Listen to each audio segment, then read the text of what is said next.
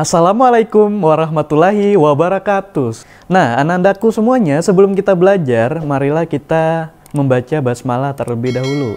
Bismillahirrahmanirrahim.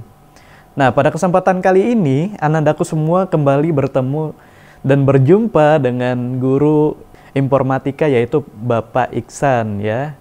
Nah, pada kesempatan kali ini kita akan belajar tentang materi informatika pada bab kedua, yaitu ancaman online. Apa sih itu ancaman online? Ancaman online itu sebenarnya terjadi adalah suatu tindakan ya, tindakan kejahatan, bisa dikatakan kejahatan yang terjadi di dunia internet ya, baik itu di sosial media ataupun di media internet lainnya. Nah, ini salah satu contoh yang kasus tadi ya, ancaman yang terjadi di sosial media.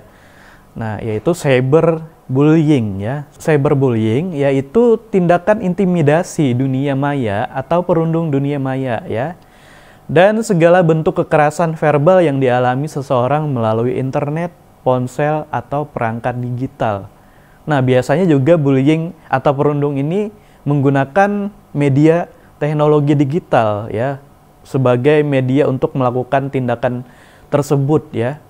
Hal ini dapat terjadi selain di sosial media, juga di platform chatting ya. Chatting itu seperti WhatsApp, kemudian ada Line ya. Nah, selain itu juga ini seringkali terjadi di platform ketika bermain game. Ini sering sekali ya. Bapak juga sering mendapati ya terjadi kasus pembulian ya, khususnya terjadi pada anak-anak ya usia-usia seperti kalian ini ya ketika bermain game online gitu, banyak sekali terjadi kasus bullying ini ya. Nah, bullying ini merupakan perilaku berulang yang ditunjukkan untuk menakuti ya, membuat marah atau mempermalukan mereka yang menjadi sasaran ya. Nah, ini Bapak kasih contoh ya, ini yang terjadi di sosial media ya. Misalnya di Instagram ataupun di Facebook. Nah, kita sebut saja Anggi. Anggi menggugah foto-foto liburan di media sosial ya. Setelah Anggi menggugah video tersebut ya, nah si Anggi ini mendapat komentar negatif dari salah satu teman online-nya. Kemudian teman-teman yang lain ikut merespon juga, ikut berkomentar negatif. Entah itu seperti apa, seperti menjelek-jelekan dia, seperti ngata-ngatain dia ya. Kemudian si Anggi ini merasa bersalah dan sedih. Nah, ini adalah salah satu contoh kasus cyberbullying ya, yang mengakibatkan ini si korban ini menjadi seperti tadi, bersalah dan sedih gitu. Nah, kemudian dampak lainnya ya, ini dampak lainnya yang terjadi ketika si korban menjadi korban bullying ini, yaitu yang pertama marah ya. Tentunya ketika ada yang berkomentar negatif ya, hal-hal contohnya menjelek-jelekan dia, menjelek-jelekan orang tuanya dia, atau menjelek-jelekan body shaming itu anggota dari tubuhnya dia ya. Ini tentunya banyak sekali terjadi yang membuat di korban ini emosional dan akhirnya marah ya di situ. Karena marah ya seringkali kehilangan kontrol ya, sehingga di sana sering juga membalas mengata-ngatain, kemudian berkata kasar dan lain sebagainya. Nah, yang kedua yaitu kesepian ya.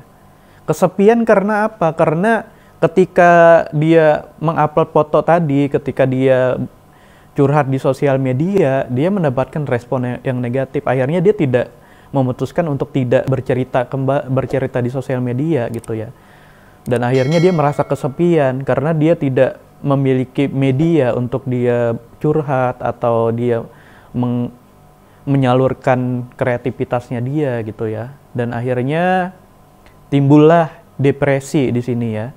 Depresi itu artinya dia tuh seolah-olah sudah benar-benar sangat terpuruk di situ ya, karena dia dibully, mungkin dia karena banyak orang-orang dari teman-teman sosial medianya juga ikut menyudutkan dia.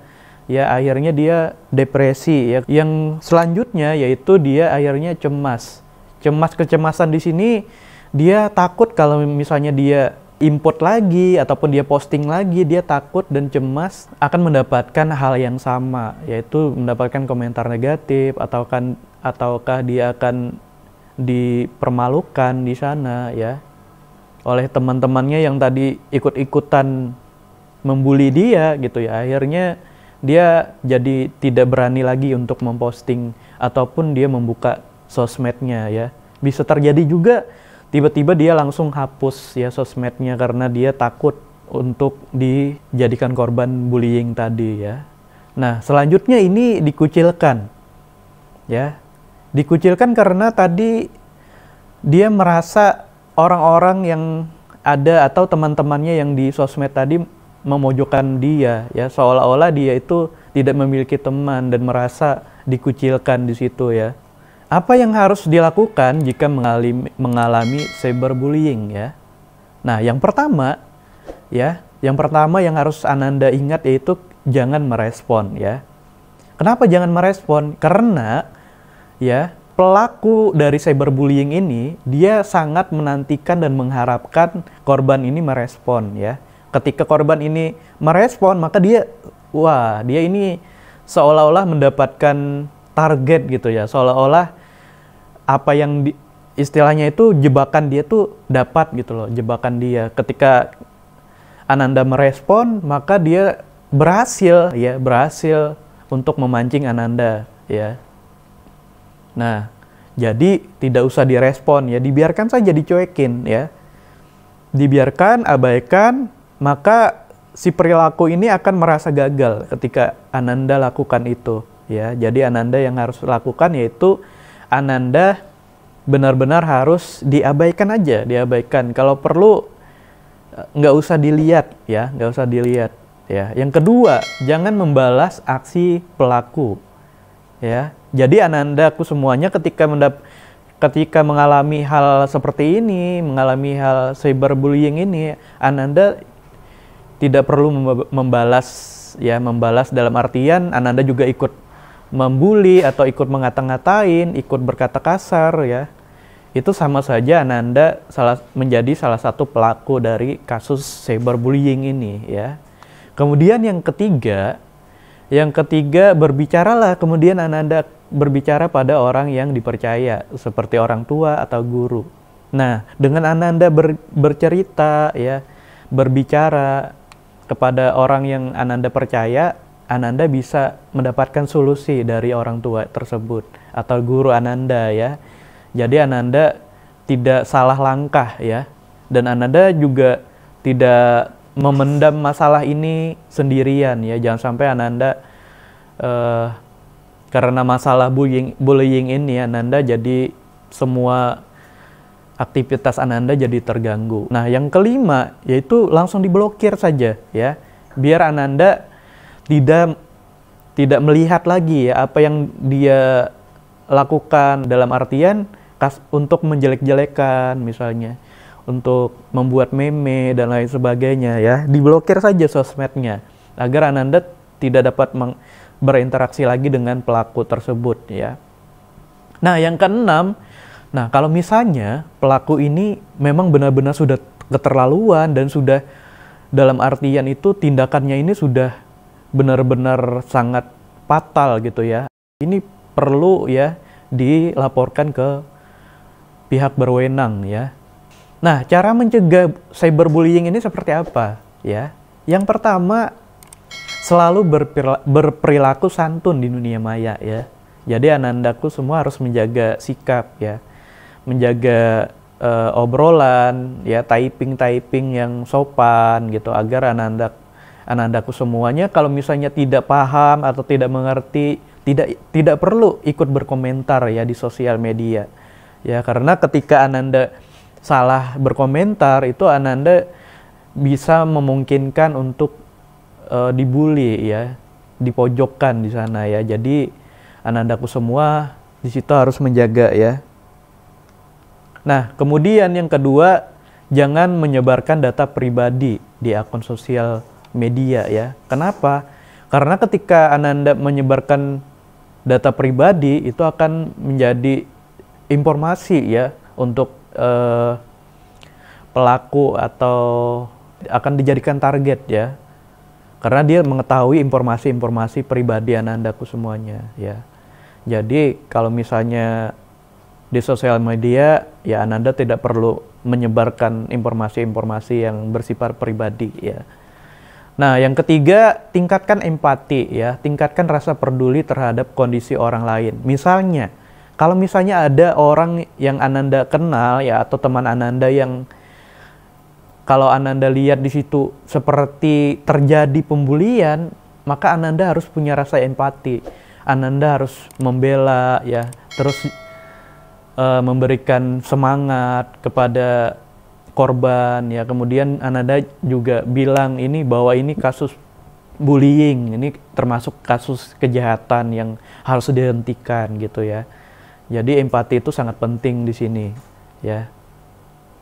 Kemudian yang keempat, mensosialisasikan bahwa perilaku cyberbullying ini termasuk perbuatan tercela. Nah, seperti Bapak sampaikan tadi bahwa Ananda harus di sana menyampaikan ya bahwa perilaku seperti ini, cyberbullying ini termasuk ya perilaku yang tercela, perilaku yang tidak baik, perilaku buruk ya, perilaku yang bahkan itu bisa dikatakan salah satu tindak kejahatan ya. Jadi itu yang harus Ananda lakukan agar tidak terjadi ya kasus cyberbullying, baik itu terhadap Ananda ataupun teman Ananda. Selanjutnya, nah ini catatan untuk orang tua atau guru tentang cyberbullying ya. Nah ini perlu diperhatikan oleh orang tua ya. Tidak sedikit anak atau remaja yang diam ketika mengalami cyberbullying ya. Berikut beberapa ciri anak yang mengalami cyberbullying ya. Nah, jauhkan diri dari gawai ya. Kemudian menghapus akun sosial media ya. Kemudian menanyakan cara memblokir orang. Kemudian mengisolasi diri dan perubahan kebiasaan. Nah, ini yang perlu orang tua perhatikan ya ketika mungkin anak kita ya menghapus sosial medianya, ya berarti ini ada hal yang tidak wajar terjadi pada anak kita.